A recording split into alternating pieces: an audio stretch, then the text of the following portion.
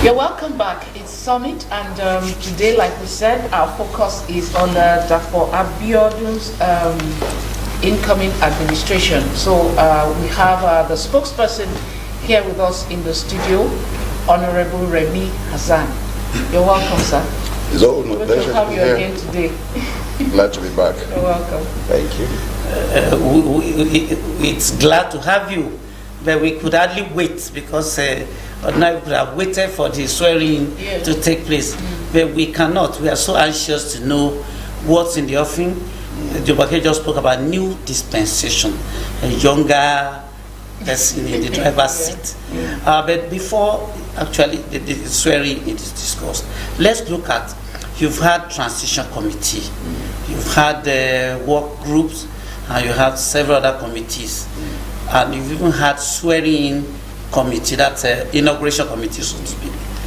How has it been putting all these things together, and what's the level of progress in the state from all these committees? It's been quite tasking, quite tasking. And by the way, let me say hello to you, Jumake and Mr. Busari. It's been a while. It's nice to see you. Yeah, it's good to see you again. MITV must have been good to you both. We thank God. We thank God. Yeah, like I said, it's been quite tasking. No thanks to the not so cooperative incumbent administration, but we have gone past the discouraging posture. The essence of the transition committee, of course, we know, is put on table the path to making real all the promises made vis-a-vis the reality in the present administration. And all the committees, the various work groups, have done a fantastic job. Their final report came yesterday to the governor-elect, and now there is more or less a Bible to activating the promises of Dr. Abiodun. Like you rightly said during the inauguration of the Transition Committee, that book will not gather dust on the shelf. It's going to be put to a daily governance activities. That's as far as the Transition Committee is concerned. For the inauguration, though I'm privileged to be a member of the Media and Publicity Committee of the inauguration, or subcommittee rather, of the inauguration, the chairman of that committee, Mrs. Modele Sharafa Yusuf, of course, is the person that is competent to speak concerning the inauguration. But of course, what the inauguration committee is all about is to make a success of May the 29th, build up to it, and a few days after it. Right, you made mention of the incorporating incumbent right now. Are you saying that there's no cooperation in terms of financing? Not as much as we will have thought. Not as much as you would it's have not. It's not about finance. Finance will, or moral support. It's more of logistic support, not even moral. Because if you look at it from the moral angle, you will go into other details that may not even add up in terms of governance. Activities leading to handing over and taking over require a lot of use of facilities that are presently in the custody of the present administration.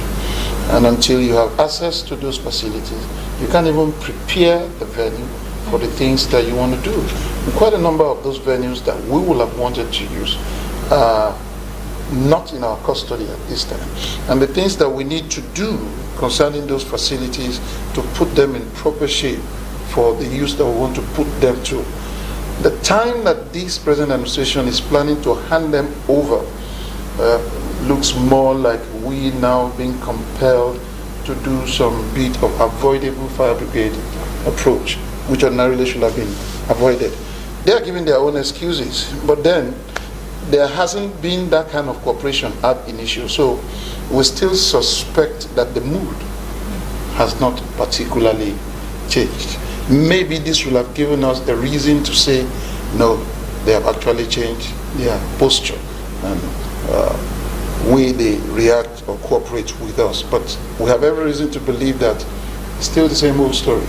But we have now a way of going around it to ensure that none of those tendencies of the incumbent slows us down or impede those plans that we have to taking over. Okay, I know a couple of weeks back, and it was more or less a regular feature from your statements coming out of your office. One of them read that certain decisions, last-minute decisions of the incumbent administration, seems to be working towards putting so much burden on the incoming administration.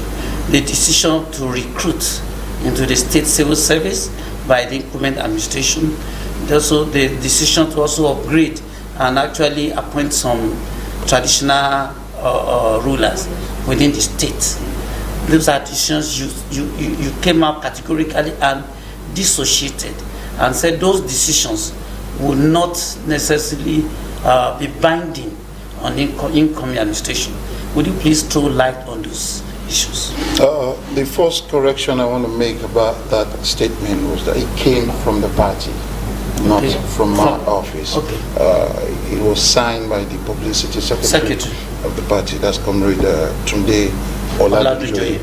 And you know, more often you can separate the party from the gladiators. Yeah. So some people believe that that is the thinking of the governor-elect as well.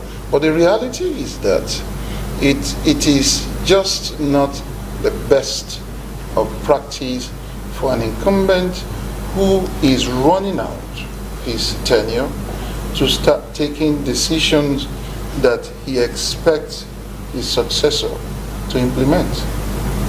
Lay a foundation and expecting him to build on it, knowing full well that such decisions will bring more burden to the already not so good shape of our financial exposure. So what the party said was that some of those decisions may not be binding. In other words, some of them may just, be well and good, just taken up as is, while some may have to be reviewed to face the reality of what faces this administration when it finally sits in the saddle. So I think the party is not wrong with what they have said. The onus now lies on the governor-elect to take his own decision, and I'm sure that he's a party man. He will consult widely with people in the party before he does anything, especially concerning those things that are being done by the present administration. The governor was not, you've not had an opportunity to share his view about those things, about those decisions? Like I said he will definitely review some of those things. Which one of them will be reviewed, I don't know. Okay. He hasn't been categorical about anything, but I'm saying that what the party is saying and what the governor is thinking may not be particularly different. But what it is at this time, I can't pin it down to anything. All right. Okay, now we have heard it, Prince Abiodun repeatedly say that Ogun State can do better than Lagos in terms of revenue generation. Many people who listen to that will think this is an ambiguous statement. Or a tall order. Or a tall order, But so we just wanted to throw some light on how this can be or will be accomplished in Ogun State. Thank you very much. What are the indicators of Lagos' success story in terms of revenue generation? Population is a major index. You have the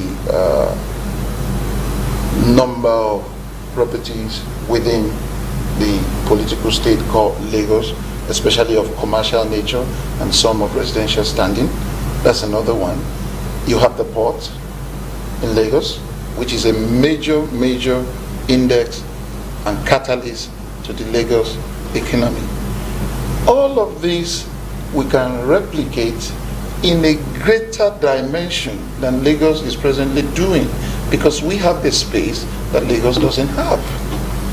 So it is for the man in the saddle to put on his thinking cap and hit the ground running. not just leaving these potentials at the level of potentials, but harnessing them to translate them into reality, such that within the shortest possible time, we're able to catch up with Lagos, and within another limit of time too, we are beginning to think of leapfrogging Lagos. So the indicators that determine the success story of Lagos, we are capable of replicating. Let me take population for example. A greater number of those who are the workers that add value to the economy of Lagos today are living in Ogun State. Now, many of them are staying in settlements that are not particularly planned. So those unplanned environments are acting as leakages that the state is suffering in terms of getting revenue. What we now need to do is to look at all our border towns and begin to do planned development in such a way that people who are struggling to have small space in Lagos will be attracted to such planned environment and live in Ogun State even if they are working in Lagos. And of course, by the residency rule of the tax administration laws in this country, you pay your tax where you reside. So if we're able to attract a whole lot of residents in Lagos to Ogun State, we get their personal income tax. And that for us is the way to go. Okay, talking about population, of course, population didn't just happen in Lagos State. It's happened because you just mentioned industries, ports, and all that. Power is also key. Lagos State started it, the IPP project. Is Prince Dapo Abiodun thinking along this line of generating its own power for people, such that this industrialization that you are. They had even planned to generate 286 megawatts electricity via this IPP. Even more than that. Yeah. What we planned is actually to have 3 free trade zones, each having an industrial park. And those industrial parks will accommodate power generation into whatever is going into them. Dangote is in the Beshe. The plant he puts in there, even though it's for cement production, is compatible to power generation. But Dangote has not gone into power generation because nobody is talking to him about the openings for us to take that power from him if he generates it. So we are now to liaise with the federal government because electricity generation now is still under the exclusive list.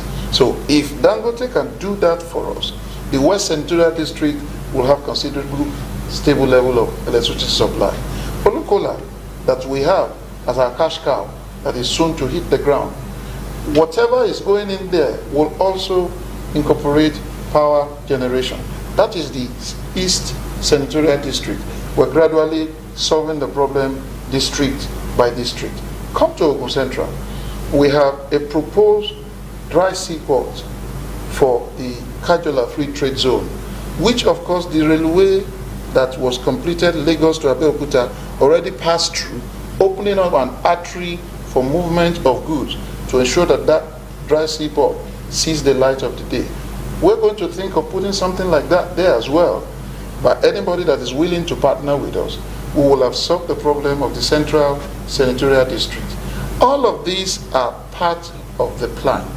It is just for us to take charge of the instrument of authority in the government house so that we can begin to churn all these things out one after the other. The potentials are great, but it has remained a potential over the last more than 4 decades. We can't continue to keep it at latency. We just must do something differently. All right, I know that power generation is one of the major things that needs to be done to ameliorate the challenges of manufacturers and SMEs in the state, and also thereby increase the state's GDP. But what are other things that the Abiodun's administration would do, like hit the ground running to do to actually make this possible? If you have been following the presentations I have been making on various media outlets, especially your own station, you will remember that I said one of the core of what the Dapo Abiodun administration seeks to do is employment generation. If people are gainfully employed, you have stimulated your economy. And you cannot begin to think of what is next to achieve. But when unemployment is still a major dilemma, whatever it is you are doing, no matter how great the GDP is, it counts for nothing. Because the people will be saying, yes, the GDP is good. How does that affect the price of onion in China? So we are looking at all the programs we have. The window of employment generation in each of those programs, we want to explore to the fullest and take our youths off the street. When everybody is now gainfully employed, planning will be sweeter. Moving forward will be more of an ease because everybody now sees himself as part of the entire program that you're putting together. But if you're winking in the dark, thinking you're putting one economic blueprint together and somebody is still out there jobless, to that person, you ain't doing nothing. Okay, the outgoing administration is actually conscious of that, I believe. Conscious of the teeming youth that are actually roaming the streets. Maybe that's what caused the last minute decision to recruit them into the state civil service. I'm sure that for everyone that was actually recruited, there are about 10 outside that are yet to be recruited. But the pressure from this youth, what do you intend to do about it in the next few months that you resume office? May I announce to you that anybody who is in the saddle of governance, who thinks government employment will answer to the challenge of unemployment, is a non-starter. The person doesn't know what he's doing in the seat of power. Everybody cannot be a civil servant.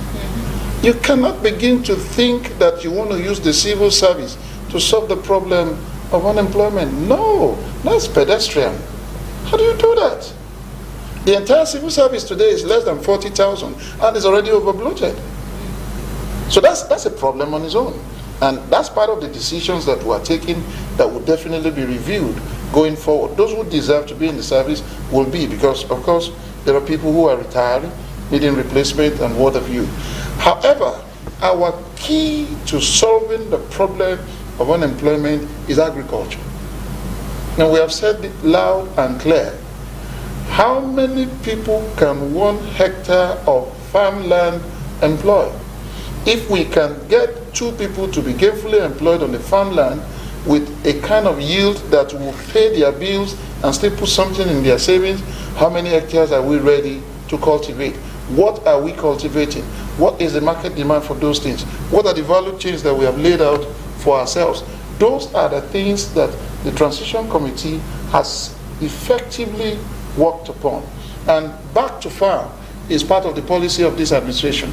Only those who are lazy and don't want to work or are looking for free money will be the one that will remain on the street when those programs are effectively activated for people to now begin to see the result.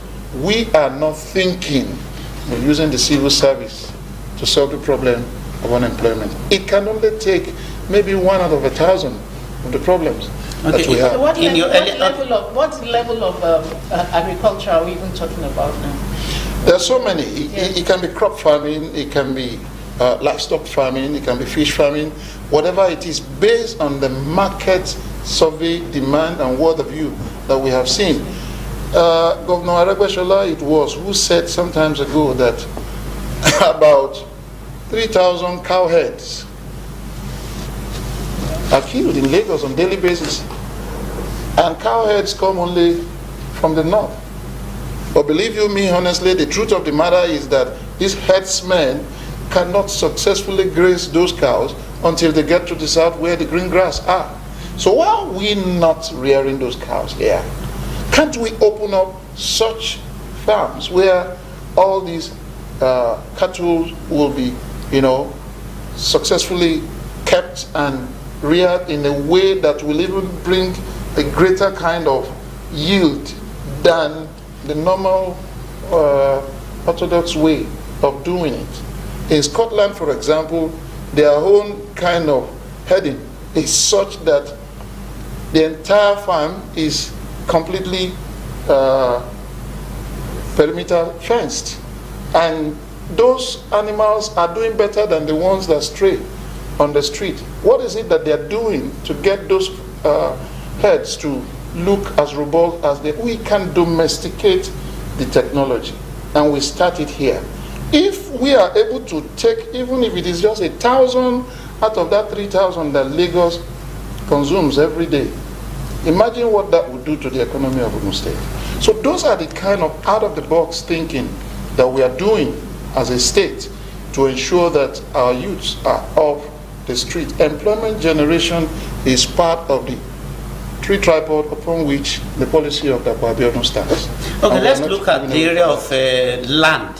One of the threats that I see to this proposal, that this proposed agricultural plans that the incoming administration has, is the fact that there seems to be a race for acquisition of all the available lands in Ogun State by land speculators, estate people, and all that. People and prefer then to before sell you their open land. your eye and be closed and open it, the entire land that you are proposing to use may have been taken sold. over by all these people. Have you, the transition committee, look into all this? I don't know how much of the geography of Ogun State you know, but thank God. I'm only drawing I will give you some bit of information so that you can address your fears and you won't be apprehensive. I know you want the good of Ogun State. Thank you for that, and we appreciate that. I'm an estate surveyor valuer, and I've been in public land administration for over 2 decades. Even while I was in the House of Assembly, I was chairing the House Committee on Land and Housing for that long a time. Even as a Deputy Speaker, I still was chairing that committee. Now, the places where we have the issue of speculation are the border areas. And nobody will want to take agriculture to a place where the value is so high in terms of commercial prospect, in terms of residency prospect, in terms of industrial prospect, and put agriculture there. It doesn't happen like that. We have... How long ago did you actually travel on Ikorodu, Jebu-Ode? That's a minor portion of our landmass. You don't know Ogun State. If you know Ogun State, you will know that all of what you have on Ikorodu Ijebu-Ode Road is not up to 1% of our landmass. It's not up to 1% of our landmass. And besides, for you to even take agriculture to that axis where you already have some industrial presence, because Petrolex is on that axis now, a bulk of what is the undeveloped land there is even in Lagos State. Ours is not as much. The places where we will have these farm settlements, they are there in Ijebu East. You have a greater portion of them in the Odogbolu local government. You have in Ijebu North, where you already have the Apogee farm. You have in the Ogun Waterside local government. You have also in some part of Remmy North and some part of Shagamu as well. Move to Ogun Central, in Odeda local government, places where human beings occupy, it's not up to 5% of the landmass they have. And that's the second largest local government in landmass in Ogun State. Okay, let me ask you. So we don't have a challenge of land paucity. We have enough land to address every agricultural need, more than enough even. But I'm aware that, let me just draw attention to this particular one. And let me quickly help you. The area where you have fears about land speculators, there are sufficient laws, enactment to allow government assume complete ownership of any land whenever the need for it arises for overriding public interest. Okay. That's what you wanted? No. All right, we'll be back with more discussion. We'll just take a quick break. Don't go away. We have more to say on the issue of Ogun State. We'll be back shortly.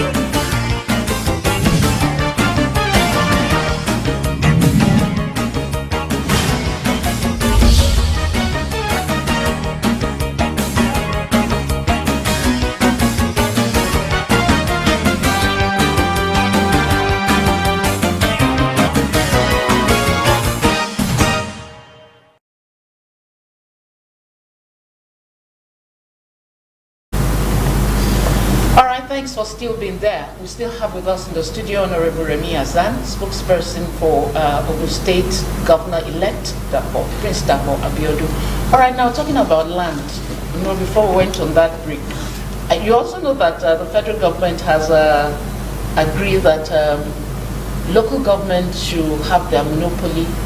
Autonomy. Autonomy, to their funds.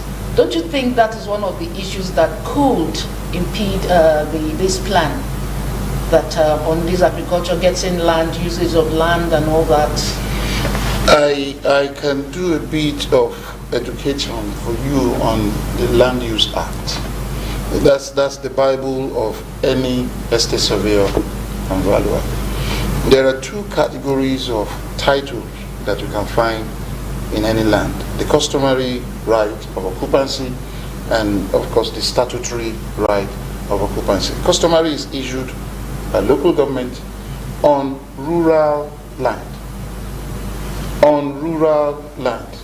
Statutory is issued by the state government on urban land. However, there is a proviso that the governor reserves the right to declare any land as urban land. So if there is going to be any conflict, I think it can end at the table of discussion. I need that land in your local government for such and such and such a development, and I'm going to do some bits of gazette to declare that place an urban land. And once that is done, it extinguishes the power of the local government chairman or anybody that is administering the council to do anything on that land. So the powers of a governor are limitless over land in their state. The autonomy of the local government will only help them to do some reasonable level of infrastructural development in the communities under their domain. I don't think that autonomy will bring conflict in land administration. I doubt if that can ever happen. Okay, if it doesn't bring conflict in the area of land, will it bring conflict in the area of revenues?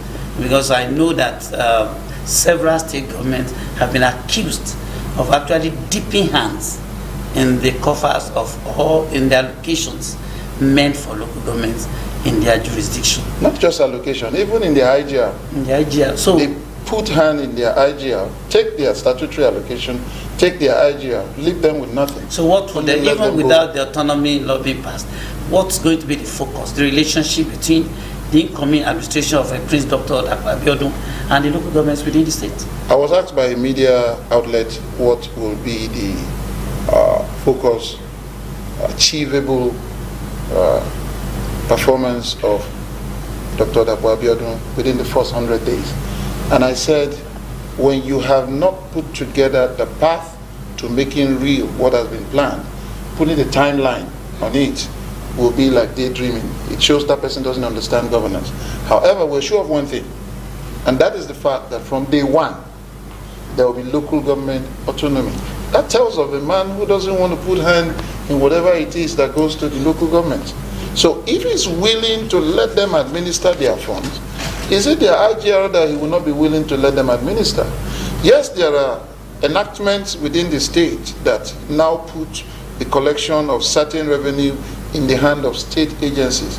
But those state agencies are only to collect and share among the various local governments. So for a man who is saying local government autonomy is my focus, such agencies that collect revenue on behalf of all LGs will definitely have no reason to hold back their funds. But I hope that at the same time, the local government chairman, as much as they have autonomy to dispense spendings as they want to, there will also be a kind of caretaker supervisory role. Yeah, supervisory role. That's exactly what we are trying to put in place now. Checks to ensure that malfeasance is reduced to the barest minimum. You can't take it off completely, but reducing it to the barest minimum is our focus, so that nobody will see that license as a window to become lawless.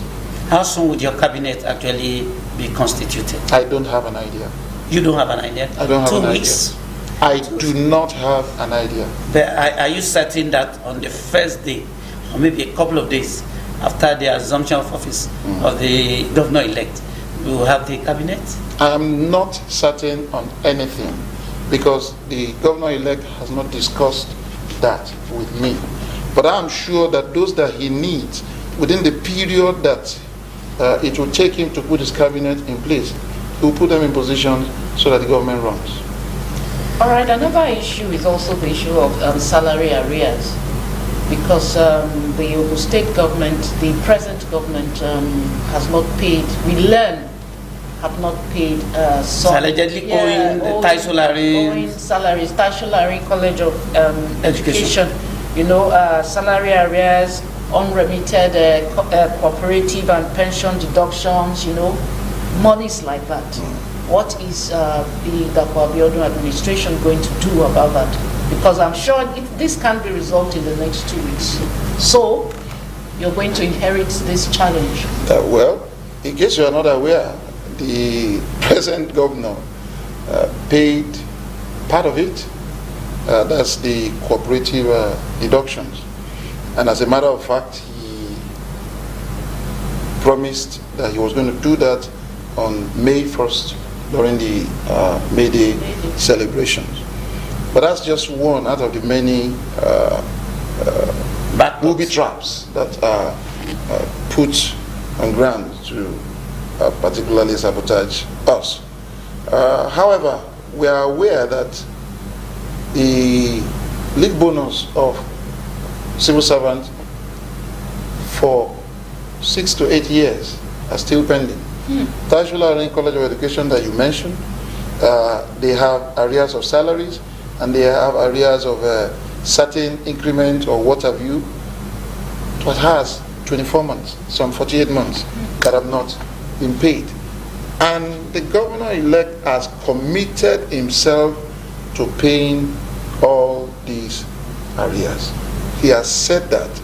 And I believe he will do that. Maybe because he said he was going to do it, that was why the rush to do some of them by the present administration came, so that part of the glory will go to them. But the thing is, if you really had the money that is there at that time that you had it, why didn't you pay? This money is not that, is a favor that the government is doing to these people. It was deduction from their own pay that they willingly set aside for the rainy days.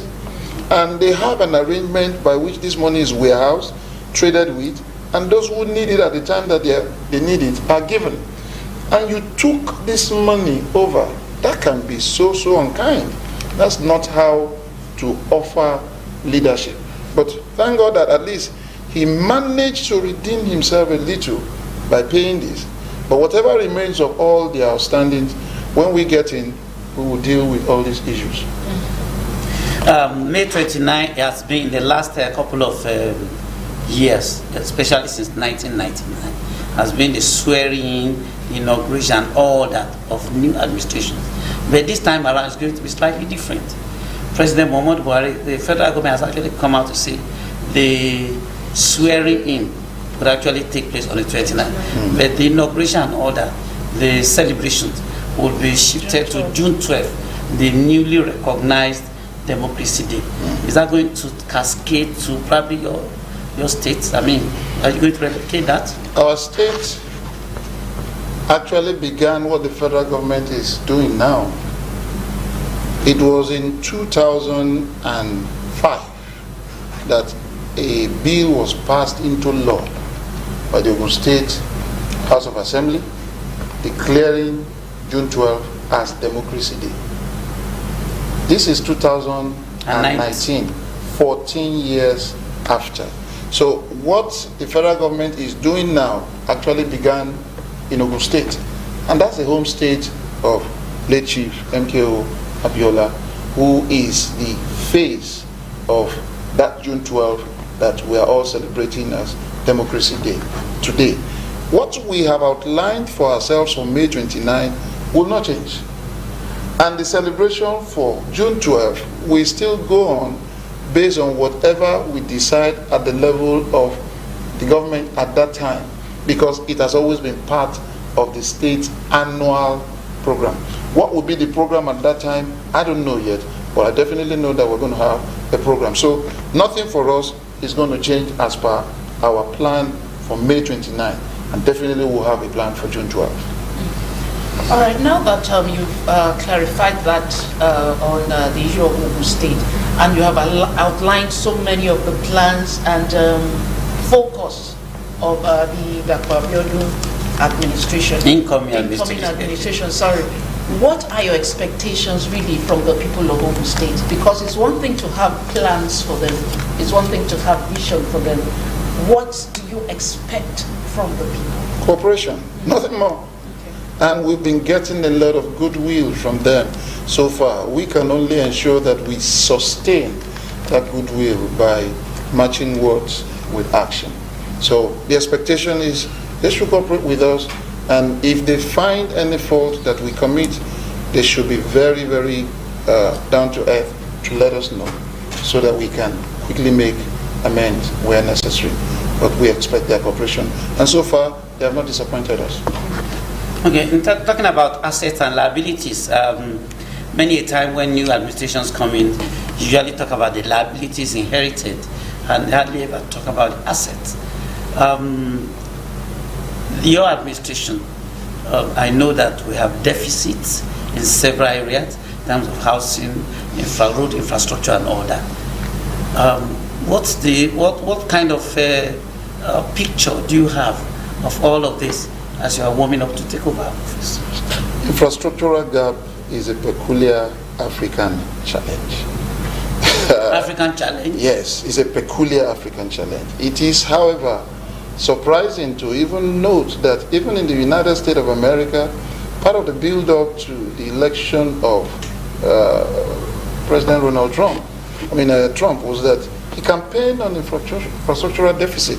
That means that it's not actually peculiar to Africa, but it's more predominant in Africa. And that's because the rate at which our population increases in an astronomical dimension is such that puts pressure on existing infrastructure, needing them to either be upgraded, reviewed, added to, and what have you.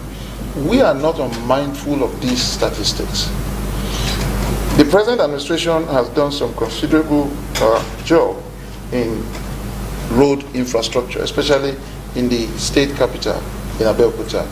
We want to focus more now on rural roads, because if we are thinking of using agriculture as the tool to tame unemployment, those goods, those farm produce must come out of those rural areas, and they will come through roads. So we need to add value to the process, the agricultural process, by providing those rural roads that will lead to those farms. That is in the focus. We also are not unmindful of the fact that the young population, 18 to 40, constitutes about 60% of our population. So the energy that is bustling in them, we want to rechannel that energy away from crime and tendency for same into productive ventures, so that when this add value to our economy, whatever we gain from there adds more to our infrastructure. But we will focus more on roads. Our challenge on housing is not as major as the challenge we have on road. We will also do housing, but maybe not as much as we will do the road infrastructure. The reason is because in the private sector, we have a bit of support from private practitioners adding to our housing stock every year. It is in the area of road that we don't have private road construction being done in this part of the world. So effort will be more on road infrastructure. How do you handle issues of saying this is federal road, this is state road, and then the roads that are under the jurisdiction of the federal government continues to degenerate and the state government ignores them? How would that Any government who sees a federal road within his jurisdiction and refuses to attend to them when those things are actually injuring the economy of the state, that government is not ready to do anything about government. That government is a non-starter. Because there is even an arrangement by which, even if you spend your money as a state to build such road, you have a room or a channel through which you get back this money. You may not get it when you want it, but you will definitely get it ultimately. The roads that were done by the Otumagbenga Daniel administration that belongs to federal government, when the payment will come, it came when Amoso was in the saddle. And some of the one that he has done now, when the payment will come, definitely it's another governor that will be in charge. So don't always say this is for federal government or state government. Buck passing does not add value to governance. It doesn't. There's something I noticed in the composition of the transition committee. I found out that different people from different political backgrounds were all recruited into the transition committee from PDP, other parties within the state. How is this an indication that the governor, the incoming administration, would actually run an inclusive administration? That's what we promised. If you listen to his acceptance speech on the 11th of March 2019, he promised an all-inclusive government. And he's been reaching out to his co-contestants, and some of them are offering themselves or nominating some of their people to be in the process. And that's what you're seeing. And do you think that will not amount to recycling the old hands? That's perception. That's perception. The way you are seeing it is not the way the people who are privileged to offer their services are seeing it. It's not the way the non-partisan people at the homes are seeing it. And of course, there are issues at various levels, but the best of it is that they will all be managed ultimately. All right, thank you. That's how far we can go. Your word for, what of hope? Yeah, your word for the people. Open people, like I've always said, thank you for voting Prince Dapo Abiodun as your governor come May 29. You are in for a good time. But that's a promise. So take it to heart and take it. You can take it to the bank. So much, yes, and expect so much. You can take it to the bank. Yes. Thank you, sir, for joining us this morning. It's always my pleasure. I wish your administration all the best. Thank you. And that's our program today. Thank you for staying. I am Jumoke Michael. See you again next week, Monday. Bye-bye. And I'm Banji Busari. Thanks for joining us on this edition. The next episode promises to be even much better. Thank you very much for your time, sir. It's always my pleasure. So, till then, see you.